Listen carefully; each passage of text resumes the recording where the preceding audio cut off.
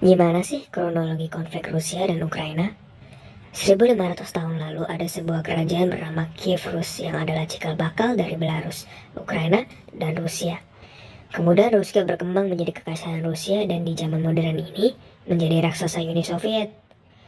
Setelah Perang Dunia Kedua berakhir, karena Uni Soviet adalah sebuah bangsa yang sangat kuat dan besar, Amerika Serikat menganggapnya sebagai ancaman, dan pada tahun 1949 membentuk NATO yang terdiri dari 12 negara pendiri, dengan tujuan mencegah invasi Rusia ke Eropa.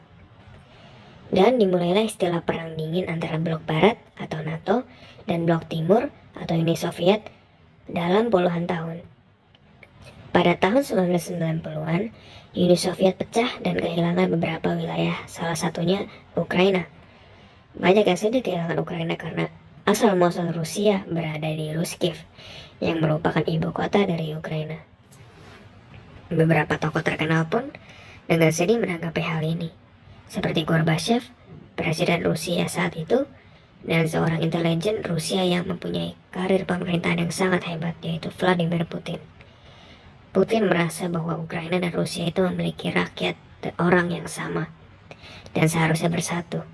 Dan Vladimir Putin akhirnya menjadi presiden Rusia. Pada tahun 90-an Ukraina masih belum sepenuhnya lepas dari genggaman Rusia. Maka pada tahun 2004 terjadilah revolusi Oren. Karena Ukraina ingin sepenuhnya merdeka. Dan pada akhirnya terpilihlah Viktor Yushchenko sebagai presiden Ukraina. Yushchenko adalah orang yang sangat pro-barat. Dan hal ini sangat tidak disukai Rusia. Lalu Rusia melakukan infiltrasi ke pemerintahan Ukraina dan berhasil melengsarkan Yushchenko. Dan bangkitlah Viktor Yanukovych sebagai presiden Ukraina.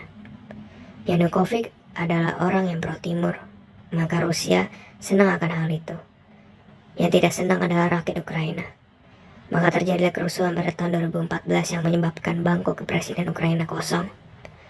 Rusia mengambil kesempatan menduduki Crimea dan mendukung kelompok separatis Ukraina. Setelah itu Vladimir Zelensky bangkit menjadi presiden Ukraina. Zelensky sangat pro-barat sampai ingin bergabung ke NATO. NATO dengan senang hati menanggapi hal tersebut karena mereka ingin membangun pangkalan militer di Ukraina. Rusia mendengar hal ini sangat tidak senang. Putin berkali-kali menunjukkan ketegasannya seperti latihan militer skala besar dan mengirim pasukan ke perbatasan Rusia dan Ukraina.